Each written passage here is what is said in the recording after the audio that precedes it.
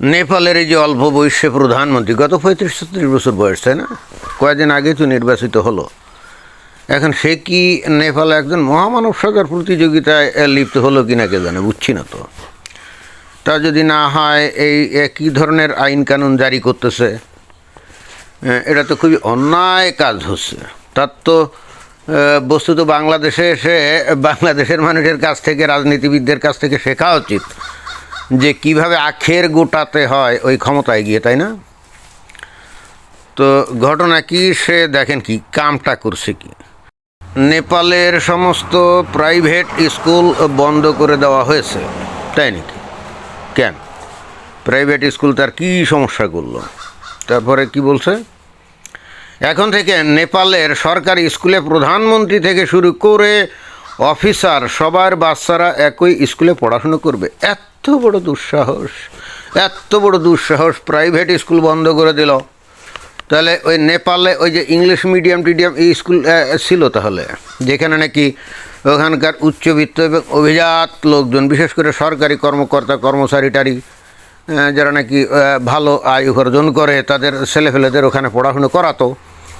আর সাধারণ পাবলিকের ছেলেফেলেদেরকে পড়াতো যে নর্মাল যে প্রাইমারি স্কুল ওখানে, তাই না? খালি ওই কাম করছে নাকি, আর একটা দুর্ঘটনা ঘটিয়েছে দেখেন। কি স্ত্রীকে স্বাস্থ্য বিমা বোর্ডে নিয়োগ দেওয়ায় শ্রমমন্ত্রীকে বরখাস্ত করলেন নেপালের প্রধানমন্ত্রী। দেখেন তো, মানে ওয়ান আফটার অ্যানাদার, মানে স্ট্যান্ডবাজি করে যাচ্ছে বলেই আমার কাছে মনে হচ্ছে। এবং দৃঢ় অঙ্গীকার করেছে যে নেপালের শাসন জগতে বা ইতিহাসে সে বোধহয় মহান কিছু একটা হবে। তা যদি না হয় তাহলে এই ধরনের কর্মকাণ্ড কি কেউ করতে পারে? তো যাই হোক, এখন ঘটনা হচ্ছে, এ তো মাত্র কয়েকদিন আগে নির্বাচিত হলো, কি নাম জানি ভুলে গেলাম। ওই যে বাংলাদেশের মতো নেপালে ওই জেনজি প্রজন্মের আন্দোলন হয়েছিল, ওই আন্দোলনে কেপি শর্মা ওলি, যে নাকি বামপন্থী একজন প্রধানমন্ত্রী ছিল, দুর্নীতির বর পুত্র। তো তাকে ওখান থেকে মসনদ থেকে তাড়িয়ে দেওয়া হলো এবং সে ভেগে গেল। এরপরে খুব অদ্ভুত কিছু ঘটনা ঘটলো। আমরা ভাবলাম যে এরপরে যে বা যারাই ক্ষমতা আসবে, ওই যে সেনাবাহিনীর সহায়তায় তারা ক্ষমতায় থাকবে এবং যতদিন ইচ্ছে খুশি থাকবে, আয় উপার্জন করবে, দেশের বাইরে টাকা টুকা পাঠাবে।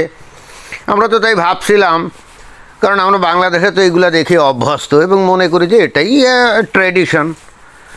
ওমা, সেসব কিছু না করে সুশীলা কার্কি, বিচারপতি, তাও একজন মহিলা, বলে কি, আমি এখানে 3 মাস ক্ষমতায় থাকবো, অন্তর্বর্তীকালীন সরকার, 3 মাস পরে ইলেকশন দেব, যে বা যারা জিতবে ক্ষমতা নিবে, আমি কেটে পড়বো, আমি এই সমস্তর মধ্যে নাই। হায় হায় হায়, একই কাণ্ড! সুযোগ পাওয়া সত্ত্বেও এইভাবে কেউ কি ক্ষমতা ত্যাগ করে? ক্ষমতা কিভাবে কুক্ষিগত করে রাখতে হয় এবং সেটা ভোগ করে কিভাবে বৈধ অবৈধভাবে কিভাবে 2 হাত দিয়ে টাকা পয়সা আয় করতে হয় এবং অতঃপর সেগুলোকে দেশের বাইরে নিরাপদে পাঠিয়ে দিতে হয় এবং তারপরে নিজেও কিভাবে কেটে পড়তে হয়, এইগুলো শিখতে গেলে তো ভাই তোমাদেরকে বাংলাদেশে যেতে হবে। কোথাকার কোন সুশীলা কার্কি, তুমি কি নিজের এত মহান মনে করো? বাংলাদেশের এই যে কি মোহাম্মদ ইউনূস, ডক্টর মোহাম্মদ ইউনূস, তাই না, নোবেল লরিয়েট, তো তার চাইতে তুমি মহান হয়ে গেলে। ডক্টর মোহাম্মদ ইউনূস নোবেল পুরস্কার পাওয়ার পরও সেই 86-87 বছর বয়স, জীবনে আত্মার কোনো চাওয়া পাওয়া নেই। সমস্ত মানে দুনিয়ার সর্বোচ্চ যে সম্মান নোবেল পুরস্কার, সেটা পাওয়ার পর একজন মানুষের জীবনে তো আর তেমন কিছু থাকে না, তাই না? তারপরে আমরা দেখলাম যে বাংলাদেশে সেই লোক কত কী করলো। তার সেই 600-650 কোটি টাকা তার গ্রামীণ ব্যাংকের কর, এটা মকুব করালো, আদম ব্যাপারে লাইসেন্স নিল, আরও কতভাবে কত সুযোগ সুবিধা গ্রহণ করলো, তাই না? তো ডক্টর মোহাম্মদ ইউনূসের কাছ থেকে হলেও তো এই সুশীলা কার্কির কিছু শিক্ষা গ্রহণ করা উচিত ছিল, কিন্তু গ্রহণ করে নাই, বুঝলাম না। এরা সবাই মনে হয় যে হঠাৎ করে মহান হওয়ার প্রতিযোগিতায় নামছে। তা যদি না হয় তাহলে এইটা কোন ধরনের কথা? এবং নট অনলি দ্যাট, সেখানে যে জেনজি প্রজন্ম ছিল যারা নাকি ওই কেপি শর্মা ওলিকে তাড়িয়েছিল, মানে ক্ষমতা থেকে, দুর্নীতিবাজ একটা, তো ওইখানে দেখা গেল যে সেখানকার সেনাবাহিনী খুব দ্রুতই আইন শৃঙ্খলা পরিস্থিতি তাদের নিয়ন্ত্রণে নিয়ে আসলো। আর যারা আন্দোলন করছিল, যেহেতু তারা কলেজ বিশ্ববিদ্যালয়ে পড়তো, তাদেরকে আবার কলেজ বিশ্ববিদ্যালয়ে পাঠিয়ে দিল এবং তাদের কাউকেই ক্ষমতার ধারে বাড়েও আসতে দেওয়া হলো না। এবং তারা কোনো চাঁদাবাজি টাজি করার সুযোগ পেল না, দুর্নীতি করার সুযোগ পেল না। ওই ছেঁড়া জামা গায়ে দিয়ে স্যান্ডেল ভরে যেভাবে চলাচল করতো, ভাই ওই চায়ের দোকানে এক কাপ চা খাওয়ার পয়সা থাকতো না, ওইভাবেই রয়ে গেল। মাঝখান দিয়ে তারা কেপি শর্মা ওলিকে মানে লাথি দিয়ে ক্ষমতা থেকে তাড়িয়ে দিল, কিন্তু তাদের ভাগ্যের কোনো পরিবর্তন ঘটলো না। তারা আবারও সেই কলেজ বিশ্ববিদ্যালয়ে ফিরে চলে গেল। এদের কি বাংলাদেশের এই ফুলাফাইনগুলোর কাছ থেকে শেখার দরকার ছিল না? মানে এত বোকা হয় কী করে মানুষ, এটাই তো বুঝলাম না। সেখানকার সেনাবাহিনীও দেখলাম বোকা, সুশীলা কার্কি যে নাকি অন্তর্বর্তীকালীন সরকার প্রধান ছিল, সেও দেখলাম বোকা। আবার এখন যে নতুন নির্বাচিত হলো যে ছেলেটা, বয়স মাত্র 35-36, পেশাদার শিল্পী মানে গায়ক, তো সেও তো দেখতেছি অন্তত আমাদের বাংলাদেশের প্রেক্ষাপটে আমরা তো তাকে বোকার হদ্দ ছাড়া আর তো কিছু মনে করি না। একই কাণ্ড, তুমি দেশের প্রধানমন্ত্রী হয়েছো, সব ক্ষমতা তোমার, কোথায় লুটপাট করবা, কোথায় ধান্দাবাজি করবা, দুর্নীতি করবা, দেশের বাইরে টাকা বাড়াইবা, বিলাস বৈভাবে জীবন কাটাইবা, তা না। তুমি মহান হওয়ার ব্রত নিয়ে তুমি এই যে মানে কি করছো, যে সবাই এক স্কুলে পড়বে মানে। তো এইরকম করলে ওখানকার যে অভিজাত শ্রেণী, তারপরে সরকারি কর্মকর্তা কর্মচারী যেগুলো আছে বা সেনাবাহিনীর লোকজন, তারা তোমার বিরুদ্ধে খেপে যাবে না? তারা যদি ভিতরে একজোট হয়, আমি জানি না সেটা হবে কি না, না হওয়ার সম্ভাবনাই হয়তো বা বেশি। হয়তো মেনে নিতে পারে যে হ্যাঁ তাই তো, এক দেশে থাকবো, আমাদের ছেলেপেলেরা মানে একটু স্কুলে, অভিজাত স্কুলে পড়বে আর অন্যরা ওই নর্মাল স্কুলে পড়বে। এখন মানে যদি এই প্রধানমন্ত্রী নৈতিক স্ট্যান্ডে খুব স্ট্রংলি দাঁড়িয়ে যায় আর তার যদি সাপোর্ট জনগণের মধ্যে ব্যাপকভাবে থাকে, তাহলে ওখানে কেউ কিছু তার করতে পারবে না, সেটা ঠিক আছে। কিন্তু সেটা সে করবেই বা কেন, সেটাই হলো প্রশ্ন। আশেপাশের দেশগুলো দেখেও তো তার কোনো শিক্ষা টিক্ষা হচ্ছে বলে মনে হয় না।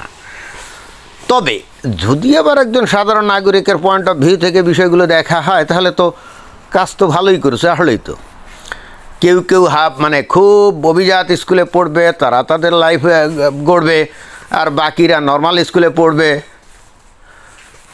এটা তো হয় না। তবে হ্যাঁ, এখন নর্মাল স্কুলে পড়বে মানে নর্মাল প্রাইমারি স্কুলে ছেলেপেলে পড়বে, ঠিক আছে, ভালো কথা। সেখানে যদি শিক্ষকরা ঠিকঠাক মতো পড়াশোনা করায়, সাধারণত দেখা যায় কি, আমরা বাংলাদেশে দেখি যে প্রাইমারি স্কুলে আসলে লেখাপড়াই হয় না।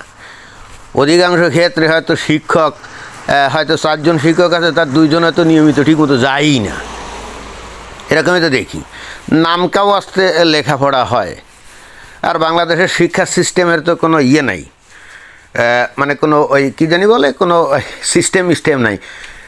নর্মাল স্কুল আছে, কেজি ইংলিশ মিডিয়াম আছে, আবার মাদ্রাসা আছে, কমই মাদ্রাসা বোর্ড, মানে কত প্রকারে যে শিক্ষা সিস্টেমকে জটিল করা হয়েছে। আর একই দেশে শিক্ষার মাধ্যমে যে কী জটিল মানসিকতা সম্পন্ন বহু ধরনের গ্রুপ তৈরি করা হচ্ছে, পরবর্তীতে এদের কাছ থেকে তো জাতীয় ঐক্য আশা করা যায় না। মাদ্রাসা থেকে লেখাপড়া করা ফুলাফাইন বাংলাদেশে ইসলামী শাসন কায়েম করতে চাইবে, তাই না? ইংলিশ মিডিয়ামে পড়া ফুলাফাইন একটা পর্যায়ে ইউরোপ আমেরিকায় ভেগে যেতে চাইবে, তাদের মধ্যে তো কোনো দেশপ্রেমের বালাই নেই। আর ওই যে নর্মাল স্কুলে পড়ার পোলাপাইন, ওরাই দেশে থাকবে, গুতাগুতি করবে এবং একটা পর্যায়ে দুর্নীতিবাজ হবে, সাদাবাজ হবে, তাই না? এটাই তো বাস্তবে তো আমরা এটাই দেখি। এখন এই নেপালের প্রধানমন্ত্রী, সে মহান হওয়ার একটা প্রতিযোগিতায় নামছে। তার বক্তব্য হলো যে আমি এগুলো কোনো কিছুই করবো না, দেখি দেশকে ঠিকঠাক করা যায় কিনা, কি জানি কতদূর কী করতে পারবে। আমরা তো ধরেন বাংলাদেশের পাবলিক আবার এগুলো পছন্দ করি না। একটা মানুষ, বাংলাদেশের স্ট্যান্ডার্ড কি এখন, যে যত দুর্নীতি করতে পারে এবং করে ধরা না পড়ে সে তত বুদ্ধিমান এবং স্মার্ট, আমরা তো এটাই মনে করি, তাই না? কেউ যদি ভীষণ সৎ হয়, আমরা মনে করি ধর ওর কলজেই নেই এবং সমাজে তার ইজ্জতও নাই। তো এই নেপালের প্রধানমন্ত্রী কি উল্টো স্রোতে গা ভাসাচ্ছে নাকি বুঝছি না। দেখা যাক কি হয়।